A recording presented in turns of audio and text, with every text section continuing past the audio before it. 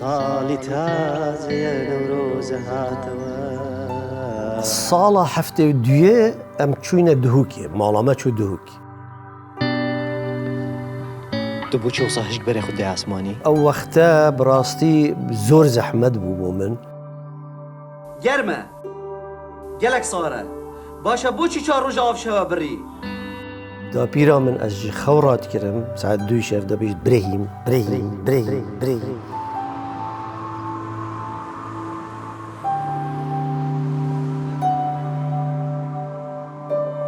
خۆشەویستانم ئێستا ئێمە لە هۆڵەنداین هۆڵەندا بەناوبانگە بە گوڵ و گوڵزار و داروبار میوانەکەمان بۆ پرۆگرامی ئەم جارەمان لە هۆڵەندا ئاژی من خۆشم پێشتر لە هۆڵەندا ژیاوم ئەزێش ئەوروپا دکەمش ئەوروپا هۆڵەندا میوانی ئەم جارەمان لە هۆڵەندا دەژی پێش 44 ساڵ وەکو گەنجێک کۆچ دەکا بۆ وڵاتی هۆڵەندا لێرە دەزەکا بە خوێندنی زمان لە پاشانە دەچێتە کۆلێژی هونەر و بەشی سینەما تەواوەکە زێخە بەخێنتە دەردەستپێڵێکیە دە ئارچە کۆمسنێڵ زە بەخێنێتی سنوویە دیزاین زۆندەر خرەنجە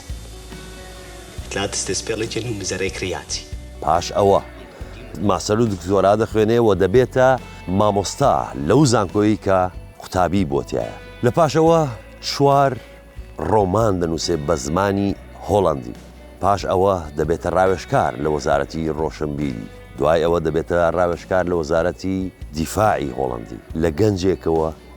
کە خەونێکی سادەی هەبووە بۆ فیلم و بۆ کاری هوەری چۆتە سەرەوە لە هۆڵەندا با پێکەوە بچین بۆ ماڵیان و بە ئێوەشی بناسێنین ئەویش دکتۆر ئیبراهیم سەلمانە با پێکەوە بڕۆین فەرموون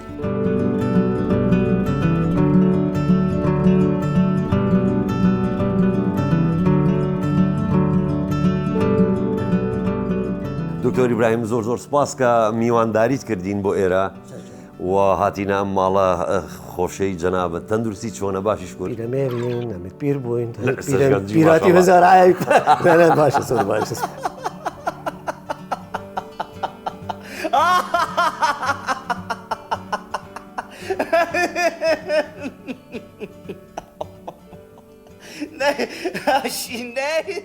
بزانم کە لە سەرەتای گەنجێتی ئەمەوێ بزانم چۆن خولیا و عشقی کاری هوەریت هەبوو یعنی لە گەنجێتی ئیتر خولیایەک دێتە مێشکت خولیای تەمسیل و شعر و ئەوە چۆن بڕیاردا ئەو بوارە ئیتر کار بکەیتایە ساڵە هەفتەی دوێ ئەم چوینە دهووکێ ماڵامە چوو دهووکێ بوو نەوروس هەندێک برادەرە پرسیار کرد گوتی ما ئەم لە ئەکتەرات گەڕیین داکو شانوگەریە کاوەی پێشکەشکەین مژی گوتی وڵا ئەژی حەستیم دەورێ زحاکی دا من ئەوی دەورە خراپەکە گەلێک جاراژی ئەو بەحسیە کردی ینی من پێ خۆش بوو بەس ینی تشتێت مایل بیرام من هەکو ئەست کوشتم خەلکی هەمیات گوتی دێ بکوژن ینی ئەگەر من ینی خو نەچوو بامەدا هەندێکە خوتاوێدا درست ڕیڤیکت میکەون دا مکوژن خەتەر بووە شەوێکێژی پڕاستی شەوا ژینکا بوو یا بچووکە دەزانێت لە کوردستانێ شەوێک یا محافظی و موظفن و ئەوێدینە و ڕۆژە پاشترجی تەڵەبە و عاملن ڕۆژە شێژی ژنک و بچووکن ڕۆژە ژینکا خەلکی بچووکێت خۆشی ئینابوون بجا ئەژی بەرێخدا قائێری بێدەنگن مژی مایکرۆفۆن و لێکرد هەڤجا بلند کرد بوو گەلێکیاوێدی بجا بگوتی بچووک هەمی دەست پێ کردیە گیری بوو هەموو ڕایە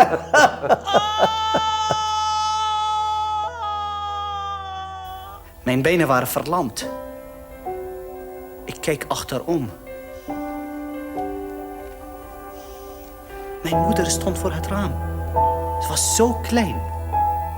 en zo oud geworden. Ik ging weer naar binnen.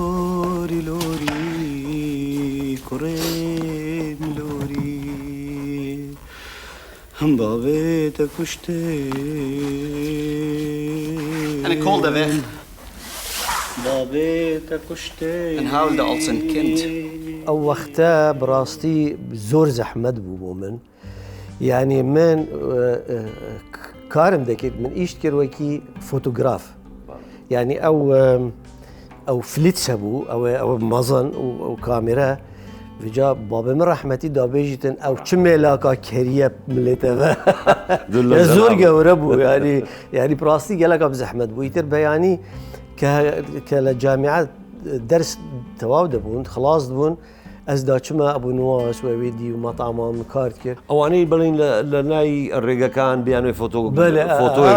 بگرن خەلکی ئەوێدی البارە لە شارع ینی ئەو جهێت نەجارە هەر عەردێکی چوومە هەمی عەردە هەکێ تەسویر هەندێ جارە من تێرا هەندێ تەسویر گرتن و ئەس بشێم زادی بخۆم شەوێ شیڤە خۆ بکەم هەندێ جارەژی نەبوو بەس پشتی دوسێ مەهەکە حەفلەك چێبوو مستەنسریە کورد بوون من تعارف لەگەڵ ڕێڤەبەرێ رادیۆیا کوردی موسا عەبدولیلا موسا من پێگەل ئەو بوو عەبدولوهاب ئەتروشی مامێ فەوزی ئەتروشی ڕەحمەتی بیتن ئەمە یەکوتت نیاسی چکۆ ئەم جیرانەتێک بووین گوتە من تو چت کەی گوتە وەڵا ئەس تخوێنم ئەکادیمیە گوتی تو لێرە چت کەم گوتی وەڵا ئەس تەسویرا دیرم نانێ خۆ پێ بخۆم گوتی ماتو بوو چینایە رادیۆیە دەف عەبدولیلا موسای شولکەی باشتر گوتی وەڵا باشە ئیتر ما زۆر باش ینی خێری پێوە بوو ئەرێ وەڵا خێر پێ بە زۆر مهمە ینی زۆر گرنگە گەنجێک بتوانێت هەم خوێندنەکەی خۆی بکوە لە زانکۆ و هەم کاریش بکە ینی ئەوە زۆر گرنگە کاک سۆران من هەر ئەمرێ 10 ساڵیە من کارم کردووە یعنی ساعت 2 شەف داپیرا من ئەسجی خەوڕات کردم ساعت 2 شەف دەبێت برێهیم حتاش خەوڕات بووم مناڵ بووم بەڕاستی خەو ئەو کاتە خۆشە گەلێک خۆش بوو سەرباناژی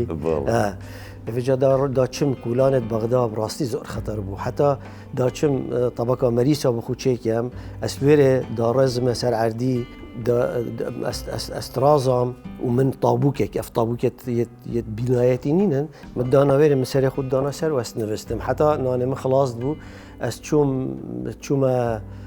مەدانێ لێرێ ئەوێدی سوکات بێژنێ سوگلەنگە ئەو تشتێت کەڤنە وارد فرۆتن و ئەوێ دیتکردن بجا من مەریسێت خود فرۆتن و ئەس خلاص بووم چوومە ماڵ هێشتا نەبوو ساعت 8 متێشت خار و ئەسنیگا چوومە مەدرسە Nu ben ik hier. Kunt mij niets verwijten. Collaboreren of verzet plegen. Leven of sterven. بۆژی ساڵی تازەیە نەورۆزە هاتەوە جەژنێکی کۆنی کوردی بەخۆ ئەف ساڵە مەهزر کردە نەڤرۆزامە بخۆشی و شاهیەتەین بەلێ مە نەزانی دێبارانە ژەهرێ و سیانی دو خەردەلا باریتەین Koerdistan. Mijn land.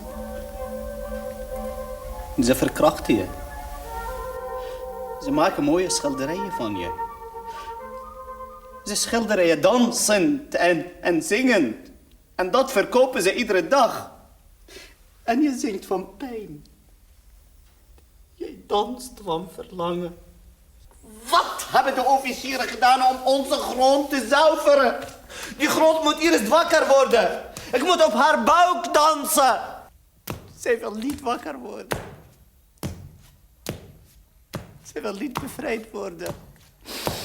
Zij met haar 5 pooiers. Zij wil niet bevrijd worden. خەفەتت نەبێ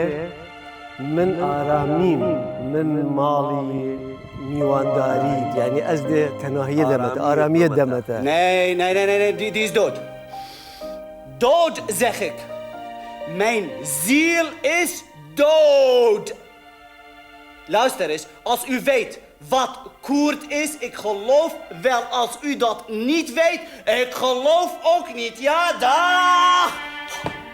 بڕیارە دەی وڵات بەجێبێڵیت و بیتە دەرەوەی وڵات مدوێ ئەم بچمە ئینگلتەرا یان بچمە فەڕەنسا چونکە ئەوانە کۆلتوری سینەما ینی من هۆڵەندا نەنیاسی نەنە من نەنیاسی ینی بڕاستی هۆڵەندا منازای بەس مزانی دی هینی فوتبال ئەوەی هۆڵەندا ئەوێدی بوو ساڵی هەشتا و من ساڵی هەشتا هاتمەوێ هەشتا ئێستا 44 ساڵە جەنابەت لێرە ئەژیت لە هۆڵەندا 3 ساڵ و 4 هەیف 43 ساڵ و 4 هەیف 4 مانگ یعنی بە مانگیش ژمار بووکە لەو ساڵانە کۆنتاکتکردن لەگەڵ خێزان و کەس و کار و ئەمانە تۆزێ زەحمەت بووە مەسەلا بواە بە نامە بواە مەسەن نە تەلەفۆن هەبوو دەزانی کە ئینسان بێتە هۆڵەندا وەکی مناڵێکی لێ دێتن تو خۆشی زانی پیژاتی بەڵێ منیش هاتۆ بۆێرە یعنی سەرشنی لازمە فێری ڕێڤەچوونێ ببی فێری ئەلفابێتا ببی فێری ئەویدی ببی ئەم فێر ببووین مەشرەخی ڕاستێ بوو چەپێ مەتخواند یعنی لێرە لازمەتەش چەپێ بۆ ڕاستێ جا ینی بڕاستی هەر تشتێک زەحمەتا خویە هەی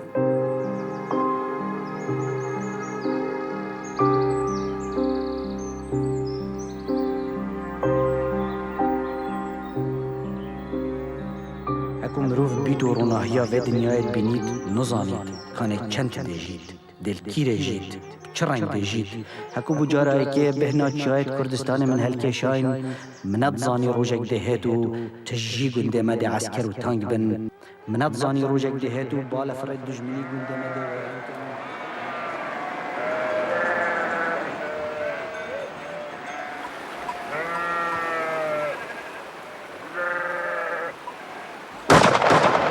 دێژ گوندێ خۆڕەڤین و بەرەف بەغدا کەڤین بەغدا هینگێ بوومە گەلەکە دوور بوو بەغدا بوومە دیماهیکا دنیایە بوو زارۆکێت کوردال هەمی جهاد بن تۆ تێ تەسلیم کەی؟ بەلە ئەس خۆدام بۆ؟ من واجبێ خۆکێ واجبێ خۆ؟ حکمەتە وەرەگربووی؟ بەلە ئەس خۆدام واجبێتە چ بوو؟ دەریات شتێکی بکەم دەبنەوەی خۆش من نێخلاصکە ئەو دەست چ بوو؟ ئەس نەشێم بێژم بۆ کی ناهێلیدن؟ مەدیرام نێدەوەکێ واجبێکی شخصی بوو؟ بەلە ئەس خۆدام کردبووم نەبێ ئەشین vê gavê te bikuşim شەوێدی ماوەتە عەرەبی عالەمدا و گوندی جندی خرمە کوشتنەوە کە لە پێی تێمەینە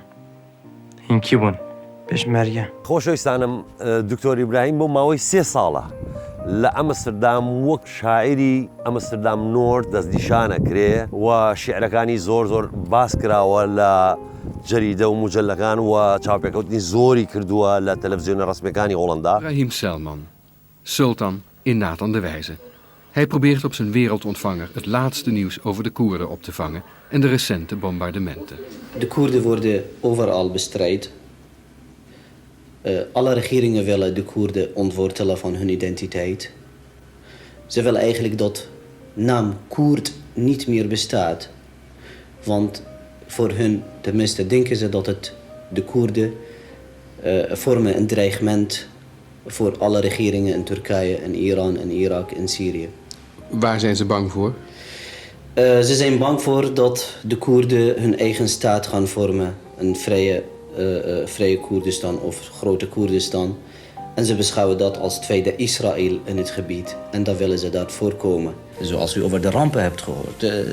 Na de aanval van de chemische wapens zijn honderden duizenden Koerden toen naar Turkije gevlucht. En nu zitten ze nog steeds in een afschuwelijke kampen. Dat het eigenlijk absoluut geen opvangcentra's kunnen noemen.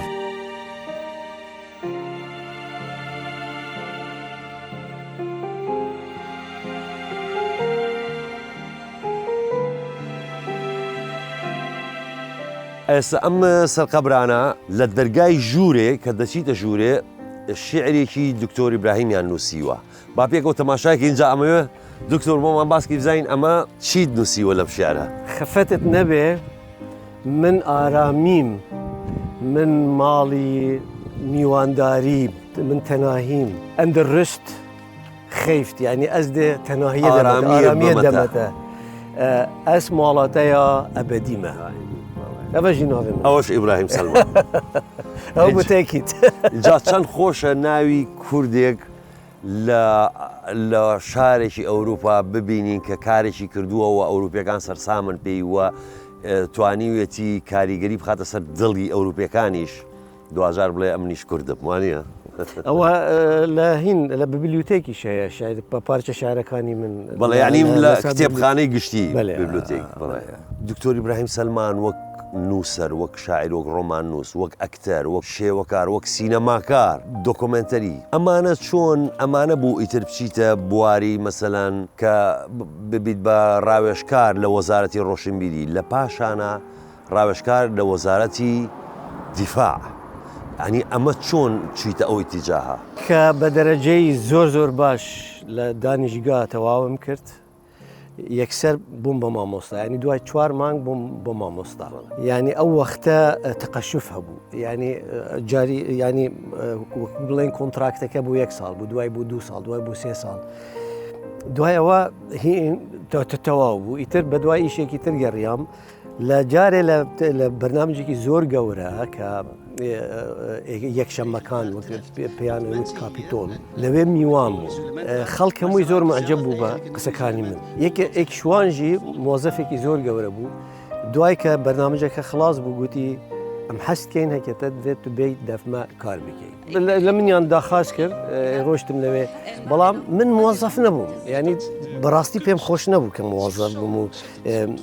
وەکو بڵێن سپیچ بنووسم بۆ وەزیر و شتەوە ئیتر بە دوای ئیشی تگەرە گەڕیام دوای هەر لەو فترە چونکە وەکو موظف کتێبێکم دەست پێ کرد متنوێسی شعر من نوێسین هەروە 2 فیلمیش درێست کردن. De Nederlands-Koerdische regisseur Ibrahim Selman vertelt waar de film over gaat. ئەو فیلمێ یەکەمین ئەوەی دەبێژیتن دری خدانتن von den Bergmans die Seehund will wurde یعنی سێ شێوەی مرۆڤێکی شاخاوی یەکیایی کو دەبێت بیتە سایە بەحرێ من ئەو چێ کرد بوو.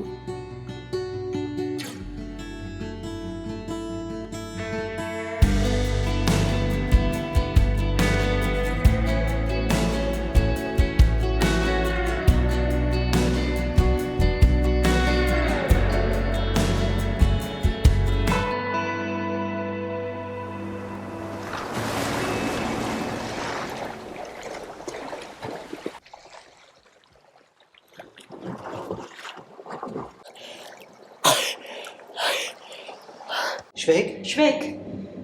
Zo heet mijn kat. Kat weg, blijft weg. Station is zo groot. U moet die kat vergeten. Maar ik moet hem vinden. Rotkat terug. Oh, Schweek, kom. Misschien was het moediger geweest om in mijn land te blijven. Hier is geen vaderland. Daar ook niet. We zeggen 2 miljoenen en 1 hand. Dat lukt nooit. دکتۆر کە من هەندێک لە ئیشەکانت دەبینم هەستەکەم وەکو بلاک کۆمیدی کارەکەی یعنی هەندێک ئیشەکانت هەم قەزیەکی زۆر گرنگ باسەکەی بەڵام بە شێوازێکی پێکەنی ناوی بۆ حەزت لەو ستایلەیە؟ من ئاخر تقریبا ئەوە ستایلە منی تایبەتیە ڕاستی چونکە من ئەگەر لە سڵبی نەخۆشی و هین نوکتێکێ نەکەمە تێڕا کەس حەجێ ناکەتن یعنی من خۆم یعنی مەسەلەکێ بوو تەبێژم کە حەلەبچە چێبوو ئەو کاراساتە حەلەبچە من ئەوی وەختی تیاترویەک درست کرد تیاترێک درست کرد بناوی زابتێ ئەبەدی بەڵام وێ فترێ حادیسەی حەلەبچە کاراساتی حەلەبچە دروست بوو ئەسرا بووم چ کردم فیلمێکی کورت چێکردی 5 دقیقەی من لە دیکۆری مەسرح 3 تەلەڤیزیۆنی گەورە دانان وەکی ساڵۆن تافڵ یعنی ئەوەی مێزی دیواخە vêjalwêrê pêş şanogeriyeke dest pê biketin ew filme min dest pê kir ew film çi ye min mikse kir çawa biçûket Helepçet revin û bom yet kîmyawî dipaqin û min mez kir gel jiyana Ewropa çawa dansa dikin û keyfê dikin û Kurd diçin tiştê ew dîtin kes agay lênî ew karasate bi ser gelî Kurd dêt erê vêca ew min ew dîkir vêca cumhur shocking effect yani cumhurî got piştî hînge gotî em ام نشين ام كاينه كنيب كاينه جري يعني شو همي استيك هلتيان ئەوە شۆکێک دروستە قال ناو ئیمۆشنەکانە ناو ئەحساسەکان بله ئەە ستایلە منەتە ڕاستی دەبێتن يعني حتا تو ببینی ئەوە هەکوت بێژیتن کورد يعني ئەو بخۆم درامایە بەس ئێک بە دەرگەی بێشتە تو چی تو یۆسلافینە تو عەرەبینە تو ئیسپانینە تو ئەویدی بە تو سینی خۆشی کلیمە سینی نییە ئەوێجا ئەو بەس ئەوەیە کە کورد ئەو کا ئەو سەردەمە کەس نایناسێ بۆیە یەکسەر نابێژن کورد یعنی لە قایمەکە نییە کەسی کورد نەنیاسین ئەی دوو ئیشی وەک ئەوەیە وەکو ئەوەی کە جەنابەت دروستی بکەیت و بە خەڵکی غير كردي بشان بيت أوي وادك كرد بناسيني. يا أبناء شعب العراق العظيم سأقتل أولادكم وأنهب أموالكم وأدنس أشرافكم. Don't worry about me. For me now. Well, listen everybody. I have to explain something. I am not guilty. I write letter to Queen of Holland.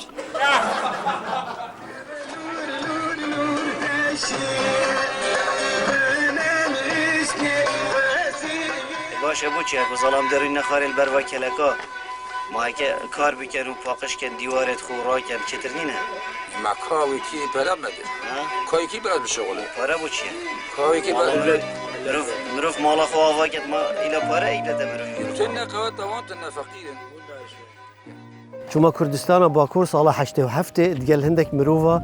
که چوبون دا دهواده بکن که چواشی کن بله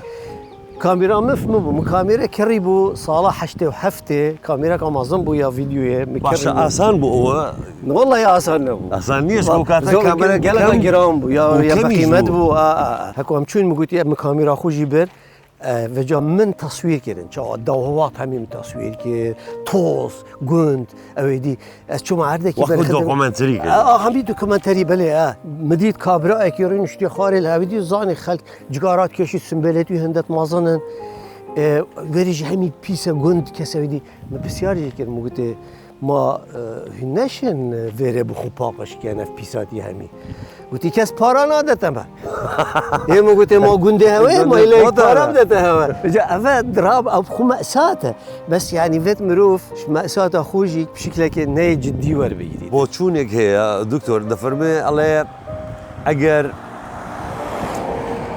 انسان جیان زور با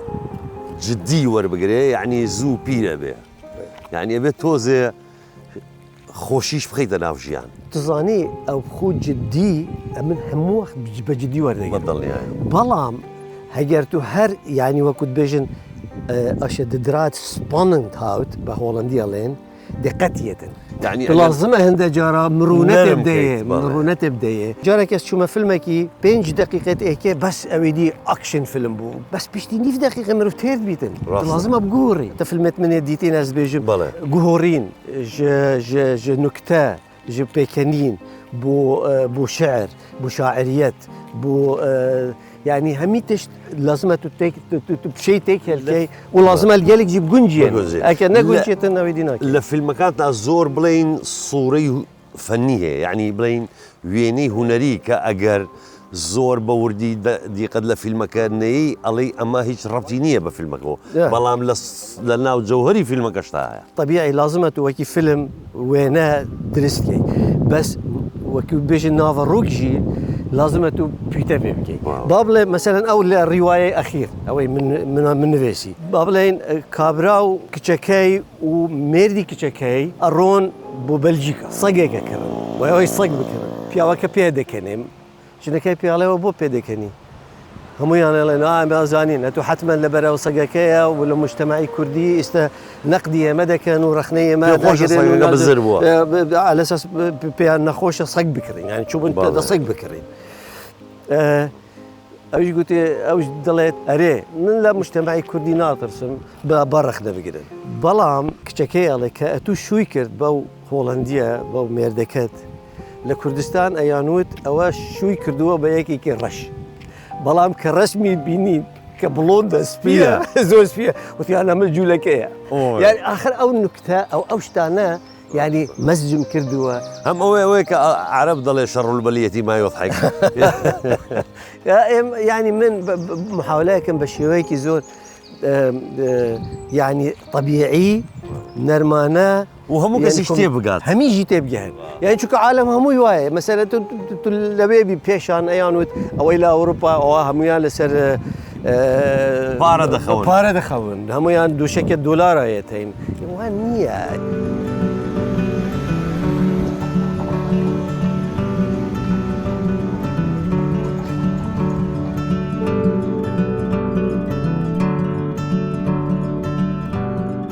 از هر روز پیده پاشتکل تاجون بس کانه دا برای خداینه اد بیشم پاشتکلام پیچه که ویدی بو کانه ده کادر رو خراب بو پاسکل والله اد بیشم پیچه که بایوه فشیای ده نه مشکله نه وجه از هر روز چماخین که اول مش میشه نه دمك بكاردني نا اره والله او باسكل كاش ما بانشر بو اره اصلا که از وب کارتینم اما باشا اما هاس کار ناینم بله اما زور باشا روجي چند ساعت بكاريني باسكل 1 ساعت 1 ساعت يعني هكو روج درد كفيتن اسچم وكو ورزش كردو ده بقانون ابد قانون باران بيت بفر بيت چه بيتن اسچم زور باشا ليره هولندي زور هم بو جينگه باشا هم بو تندرسي خود باشا يعني هولندي زور بكارينن ما انا بير بو امبارح هيك بيجي كاف عيراجي لا لا شباشا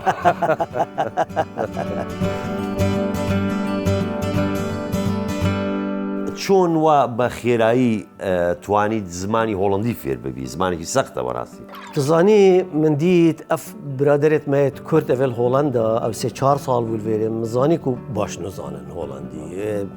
میجی روزه که بریار دا مگوت برادرا الدف پاسا که راستیا بود دف متروی مگوت اف چند هند ویری یکی گوتی اولا اف 4 سال یکی گوتی اف 2 سال هم ویری مگوت اس پشتی 6 هیودی دف هولندی آخرم عرا ترالت خبات که گله که ویدی مدحا ترو مدحا نکن مجی گوته دبینین از چوم طبیعی او وقتی فلخت لنگه ویرک چکو از رفض کربون سرا عزیز عقراوی فقایم بله بله بله قلت مادام تو وزيرك عراقي نياصي بوشي الرفي فجاء أبا إيك شواء سببه بس مهم أو سبب أو نبو شكو من باش أبيدي الجلنا كده يعني من مقابلة قد بس بسيارة والله مكان من نفيا يعني من زور حديمة بعض الشيء فجاء أسشوما في يونيفرسيتيت فري يونيفرسيتيت أبجي جامعة كل أمستردام كورس هبون كورس زماني از چون پاره دان هنگه یعنی براستی پارک يعني نجا حكمتي هولنديش به خود بباري خود او 420 ساعات ابد بلاش شمچون يعني ما حق نبو بجا از چون 3 هفتيا سپیده ساعت نه حتی 5 درس هبون 3 هفتيا من زور پاره بنا براستی يعني يا جامعه بو فوربردي بس اوه حق دامن کو اس الويري هرو بتشم جوه خوب دمه يعني هيك وقت مدويتن يتر أمم همروش تقريبا 12 ساعات من دانا جوه خود دا سر أبديه متقوت من نفسي تقوت نفسي حسابه باشي توانيت خلال 3 هيفا بجا خلال واسه هيفا قبولا منها وكيلاجئ. De humanitaire hulp die ook aan de Iraakse Koerden zogenaamd wordt aangeboden, het is minimaal. Mensen leven, mensen gaan dood nu van honger, nog steeds. Maar op deze manier aandacht vragen, mensen geen... بشتي هنجي as الروجك as شو مدف بوليسي مريك ديت يونيفرسيتي تياتر يونيفرسيتي نسر نفسي وما شو مجور مقولت والله مدفتن از الفيريب بيديك هل يكسر خود اود بيني حزت كرد زاني انا ناس شو اشتراك يكسب شو اشتراك از شو اشتراك لما لقى مسرحيك من ديكور تشيكر من كومبارس وكذا بيديك بخو بخش يعني وكو متطوع بلين شو بجا اس الجلواب هولندي تاخذ كلمه الجلوان هاكر واوسم مانجت او ديجي ابت من زمان فيركي فير بويم يعني أودي وجهك واس يعني هم نظريهم عملي بقى أري تمام وجهكو چه أسشوم قبولا مدركت أس إكسرجي مقولت مدفيا بخوينم أسشوم دست دراسة جيكر چونکو من زۆر عفو زۆر بە فترەیەکی کەمیش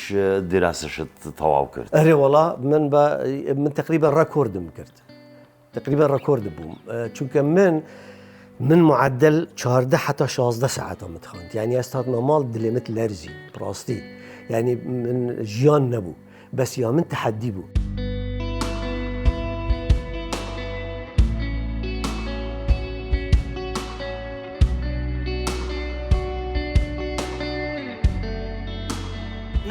Nee, even wachten. Jij zegt altijd dat jullie ons niet discrimineren, hè? Maar ik heb een prachtig voorbeeld voor je. Ik قلت من je bent gek تو هولندی زانی قلت تو دینی قلت تو کسوکی تنینه قلت بو قلت يا ماما تو 24 ساعت آنی کتابا و آنی بودی قلت برا والله اش بیرناکم قلت اس انرژیا 20 میلیون کردان شد کم شافت خوبه کردن وصا يعني مهم بس احترامهم بقول قلتي ريسبكت ئیتر حەز دەکەی زیاتر بخوێنی و دکتۆرا بخوێنیت ئەوەش چۆن بڕیار بوو یعنی هەرو کاتێک کە مامۆستا بووی دەشت خوێنیا بەخوا ناخر من خلاص کرد بوو مامۆستا یعنی دکتۆراکەش و بڵێن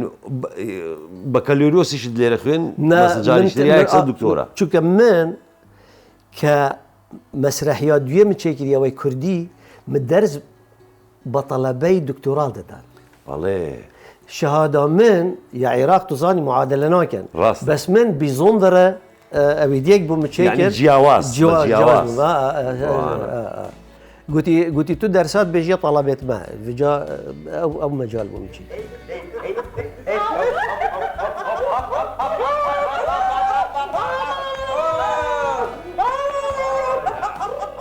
De Eeuwige Officier is een toneelstuk geschreven door Ibrahim Selman, een Koerd. Dat is de zoveelste toneelstuk die je schrijft, Ibrahim. Waar gaat dit eigenlijk over? Het is het resultaat van observatie van 7 jaar hier in Nederland. Wat betreft de buitenlanders hier, hun eenzaamheid, hun situatie, de onoplosbaarheid van die eenzaamheid. Als je zonder je land leeft, dan moet je niet zonder je theater. Want we hebben ons land verloren.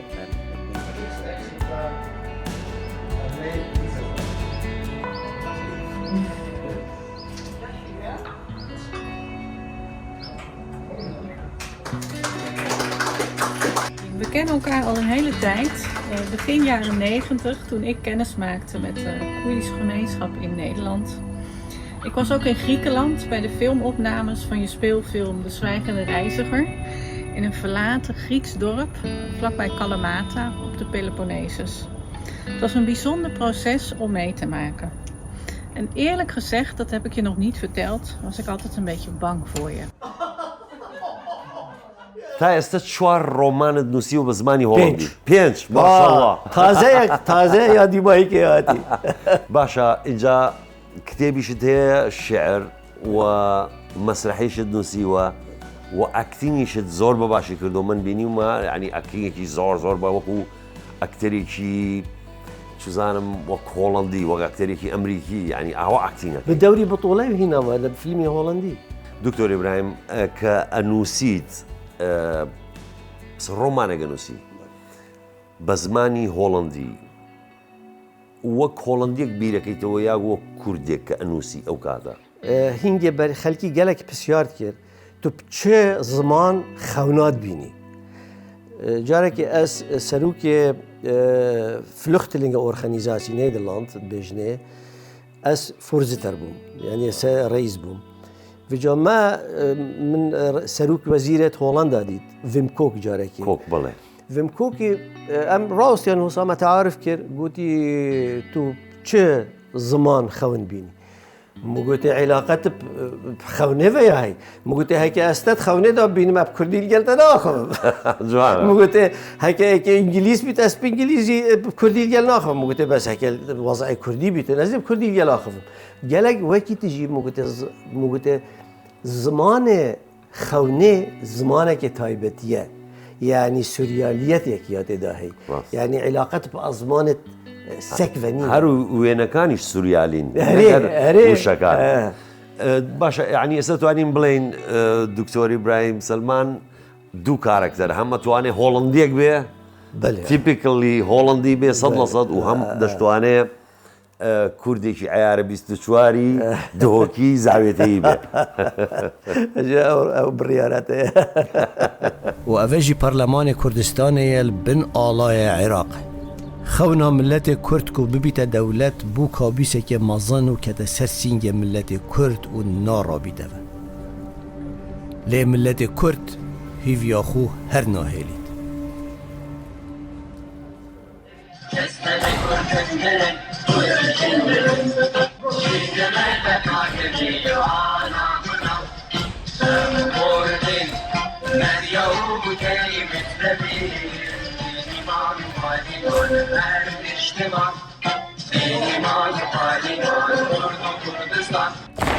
يعني من شانو جريك نفسي بو لبوك داستانا ما مزينات جوري عزيز عقراوي وزير بو روجا كي تليفون بو مدير راديو بغداد كر قوتي وزيري دفت جالتا باخفيتن مجي قوتي كيشوه مهزر كر وزير اعلامي مجي شو قلت تفضل استاذ بكردي قال ماخذ قلت جنابتك يا قلت اس عزيز عقراوي اس وزيرم قلت كرم كي ازبني تشدفت قلت والله حست كم تبي بينم دلمي كده الرب يعني قلت يا حتما قلت من قلت مشانو جرياته يا خاندي مدفت تبي بينم اس براستي تصيام وقت بعسي وعالم ديرتو كسرت كشت راستا قلت بلاز قلت كان جيت تدفت بيني قلت هما فيغا ورا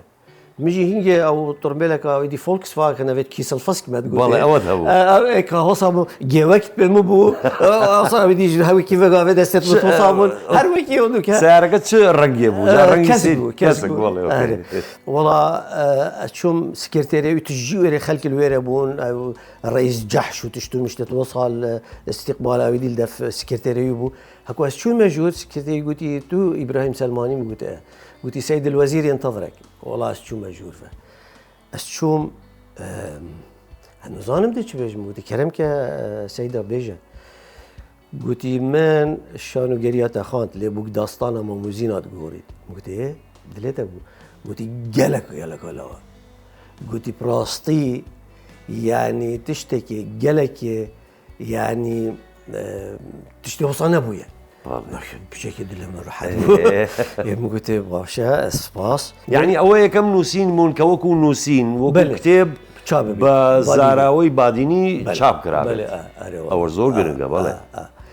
وجا اوی گویی از حست کم تب بینم هندک ویسکارت یت کرد میشه گویی بلا سر چاوا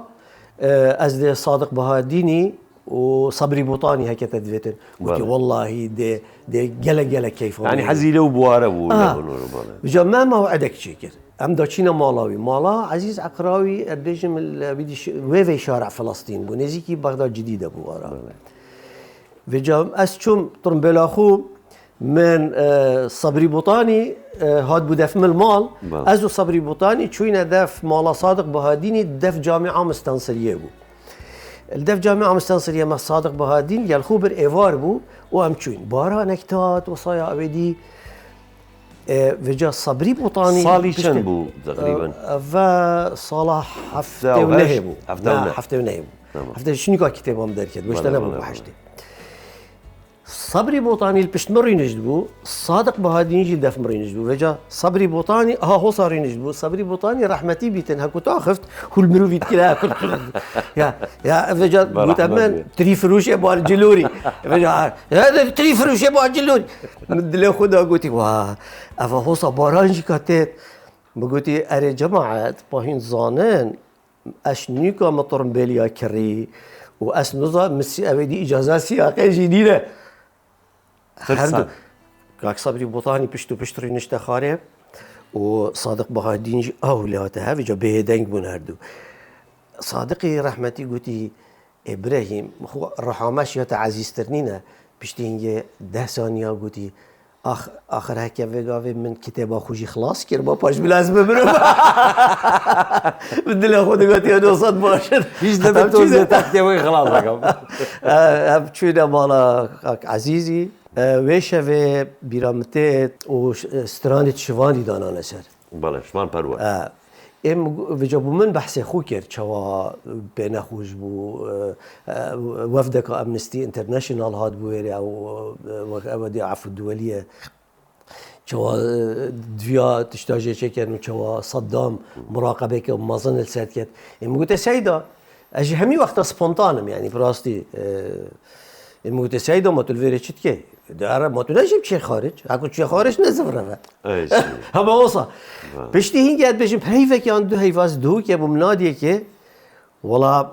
برادرك هاد قلتي في قافه اخبار هذا قلت عزيز عقراوي يشوي سوريا طلب له جوي يجري قلت دي باشه اكثر برابطه صلاح حشته نهبو اس وي وقت شو ما صلوبي تشكو خلق رافي بون هاد بون ويري مروفت ما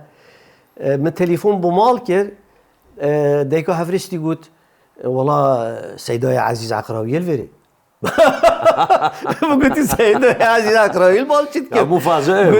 قلت والله تليفون كر قلت اسيهاتي ما فيري واز تليفون ابو ابراهيم كما تليفون من ابي تليفون ويا فمن هاي قلت مجي قلت باهما سيدا الويري با از يعني يكتن بيني ودواي والله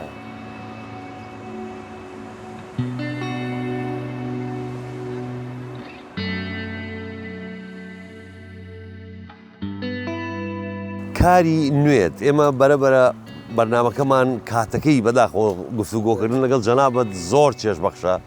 بەس کاتی بەرنامەکەمان بەرەبەرە خەریکە کۆتایی دێ پلانی داهاتووت چییە؟ من دوێتن ئەوە دوتش مدوێتن ئەو ڕیواە ئێستا من چاپ کردە مدوێت وێ بکەمە سیناریۆ فیلمێکی چووکە هەموو تشتێ تێدا ڕاستی 100 ساڵ دیرۆکە فامیلی یا هاتیه کرن یت ایدئولوژی یت شری میسله سورا شواف یا تداهی یعنی یا 14 تموز یا تداهی زور شتی تداهی یعنی آوات او بکری با سیناریو بکری با فیلم والله اگر بتوانم بیکم او زور عظمته اگر نتوانم او بکم شتێکی ترم هەیە حاضرە پلان بی ئەوە ئەتباسی سێ شێوە کرد دائیمەن سێ شێوە لە فیلم پێش بێمە ئێرەش مەسرحەیەک دروست کرد بوو بناوێت خەمێت دینێکی ئەوەش هەر سێ شخصیەتە ئێستا ئەمە ئەگەر چێنە بوو ئەف ئۆزی بکەمە فیلم دەوێ سێ شخصیە ئەس خودێ ئینتەرڤیو خوکەم ئێک پڕیهە ئێک بەسم بێڵە یەکیش ڕوویتە بێ هیچە ئەوە ئینتەرڤیو یەکتر دەکەن ئەو تەزادە يعني گفتوگۆکەن و پارادۆکس دروستە لەگەڵ بێڵدا یعنی لەگەڵ وێنە زۆر وێنەی هین نەبەست قسەکردن جوانە زۆر چی بە گەنجانی وڵات دەڵێ کە ئەیانوێ لە فیلما کارکەن یاخود ئەیانوێ ئاکتینکەن یاخود ئەیانوێ بنووسن چی بکەن وەکو دکتۆر ئیبراهیم سەلمانیان لێبێت بلا ئەگەر تە باوەری بخۆ هەبیت تە باوەری بکارێ خۆ هەبیتن نێزیکی خوب ببینە فێر ببە خەلکێدی فێر ببە شتا فێر ببە بجددی هەران ماوزۆیدا نەکو بەس بوو شکل و بێژی ئەس مدوێتن فیلمی چێکەم و تو نەشەی چونکە یان تو جددی دینی و تو درست تێدا شوولکەی تشتێ فەر ئەوە تە باوەری بخۆ هەبیت و تو ئامادە بی هەر فێر ببیش خەلکی ئەسنو کە ئەمرێ من هەفتێ و تشتێک ساڵە ئەسنو کە هەستێم فێر ببمش بچیکەی دکتۆر ئیبراهیم زۆر سپاسی جەنابەت دەکەم کاتی خۆتدا بە ئێمە بەڕاستی ئێمە زۆر شانازی بە جەنابتەوەکەین ئینشاءڵڵا تەندروستت هەر باشە بێ هەروە بە جوانی و ڕۆشنی بتبینین و بتوانین خزمەتێکی جەنابش بکەین وەکو ئەو هەموو خزمەتەی کە تۆ خزمەتی گەلەکەتت کردووە